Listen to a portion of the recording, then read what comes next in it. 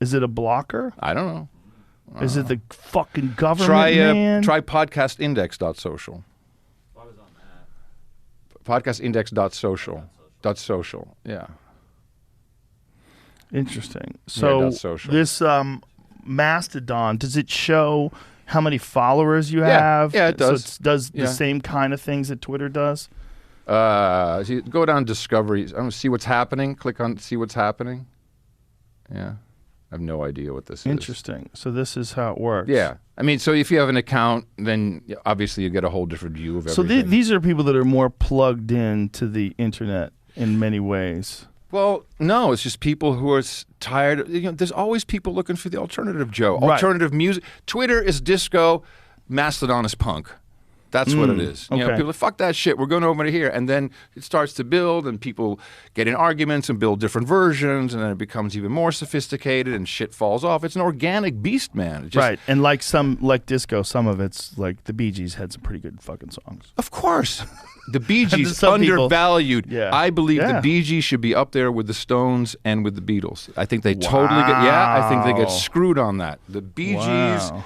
Go back and all that. They were around, man. Oh no, I'm a Bee Gees fan. Really? Oh yeah, I love the Bee Gees. Yeah. I was lucky enough to meet all of them before Maurice and Robin passed away. I mean, what a accident-prone death family. Yeah. Barry's the only one left. It's like, how lonely How'd the is other that ones fucking die? guy? Well, Andy Gibb, who wasn't really part of the Bee Gees, he was kind of a fourth member. He died, I believe, of an overdose or heart attack, drug-related, something like that. Maurice and Robin, I think, died. Maurice might have died on the operating table. He was having some procedure done, and Robin died of it, just cancer. It's a fucked up shit. And Barry's the last guy, and his hair's thinning out, and it's just like, fuck. Poor Barry. You remember when he did that thing with Barbara Streisand at her Malibu home? No. That whole album. She was doing all this stuff, and then I was a kid back then. I loved Diana Ross and all this things around, and I loved watching those concerts. We had VHS tapes, Betamax, I think. And she's like, I want to invite one of my friends over here, Barry. We got nothing to be guilty of. Our love. I mean, that was so good, man. That was just like, I get goosebumps. They were about very that. good, man. Staying Alive is a great fucking song. I mean, And that plagued them. That plagued them. Saturday Night Fever plagued them because they were pigeonholed as a bunch of disco dorks. Where if you look at their last couple of albums, went big success all over, except America, really. There we Barbra go. Streisand and Barry Gibb. It's more about of her calling him out.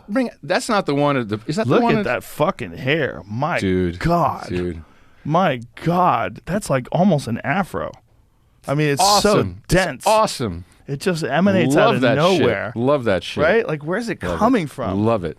Love it. I mean, for sure. But I mean, if that was a wig, I would not But be I had stunned. hair like that, Joe. Did you? Yeah, oh, man. you did. That's right. You did. Yeah, and it was all Aquanet. Teasing back and in the Aquanet. old back in the old MTV days. It was, yeah, totally, man. Was that difficult for you to skate? Because I thought when I found out that you were this like super nerd, I was like, whoa, that pretty guy?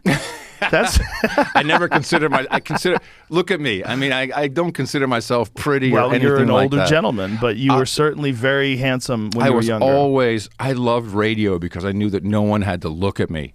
And I could just be and I love the whole idea of dim studio, the green visor. But you were a beautiful man. Pull him up when he's younger. He's full of shit. Ladies and gentlemen, Adam Curry was a beautiful man. I remember watching you on TV. I'm like, that guy's handsome. I was held hostage by my hair. Yeah, well, you were held hostage by your looks. Like, that's a thing. Like, if you're a handsome person, like a lot of time, or a beautiful woman, there's a lot of times where people will look at you and dismiss anything that you have to say. Because totally. you can't possibly have an intelligence. No. Look at that. That's that still fucking hair, baby. Now, Look at him. I was 19 in the bottom left. That's how I started out. Let me see some more pictures. That was in Holland. Look at that one in the middle. Come on. You cannot deny your beauty. Yeah, you cannot. that's you're a pretty damn beautiful good. man. Look at that mouth. You were a goddamn beautiful man. What can I say? Look at that one up there, that left-hand corner. Right, yeah, That's look one at, of my come least. on. That's one of my least favorites. Shut actually. the fuck up. You're beautiful. You're a beautiful man. Look at that. No. You beautiful bastard. You're just gonna have to come to grips with the fact that you're genetically gifted with your facial features. Our family is not ugly. Not Our ugly whole at all. family, yeah. Not even a little Our bit. family's not That's ugly. that's a gift, but it's No, also it's it's easy blessing. for people to dismiss you. Totally, right? We totally. love dismissing people based on, But that's kind of external what. characteristics. That's part of what. This is the third time on your show, by the way. I am so fucking honored. Ah, please, I'm honored, dude. And I feel- have nothing but massive amounts of respect for you. I really want to be your Regis Philbin, your Tony Randall. I am local, my brother. Whenever someone cancels, Okay. I figured Cosby couldn't make it. Joe's like, hey man, can you come on Monday? Can you come on Monday and do the show? Like, damn it, Cosby. Can you imagine if I had Cosby on? Oh, Nah, I don't think you could. As a man, I don't think we could actually be around a guy like that. I have daughters. It would be Yeah, too hard. of course. I have two stepdaughters and my own daughter. It was crazy. It was a crazy thing to see that in the news that he was getting out, and I was like, "Wow, that's wild." And then, how many people were defending it? It was interesting. They disingenuously defend. They wrote this article. You know, they do clickbait about Geraldo Rivera defending it, and he wasn't defending. He was defending the legal process. Exactly. He wasn't defending him at all, but he was. The way, see if you can find a headline for very disingenuous the way they labeled it, because Geraldo Rivera was essentially saying they tried his character versus trying his acts. The problem is he had made a deal with the prosecutor to Under immunity. under immunity. He testified in a civil case, And then they played they that used for the grand jury. to prosecute him. Yeah. And I don't know, what did he say in the civil case? Did they? It was is something to the effect of, I apologized, drugged him. He apologized. Yeah, I'm trying to find a. But you know what? What's interesting is the response. So this is, and I believe 100% in the law, and there's obvious people who are at fault here who made these deals and use this information incorrectly, but the law is the law. But the response, the public outcry or lack of it, will be very different, I predict, and I don't want to equate these things, but I think the damage he's done to women is pretty fucking severe. Derek Chauvin may get off on a technicality somewhere down the road. Why? There's still the Maxine Waters thing. Let's just say it happens. Maxine Waters thing. She was tampering with a possible jury pool by traveling to the state, by talking about it publicly. This is an old story, but regardless, it's possible that can happen. Took Cosby a couple of years.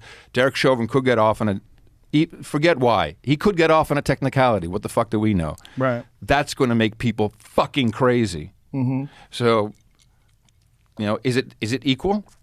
I mean, what Cosby did? Where's the outrage?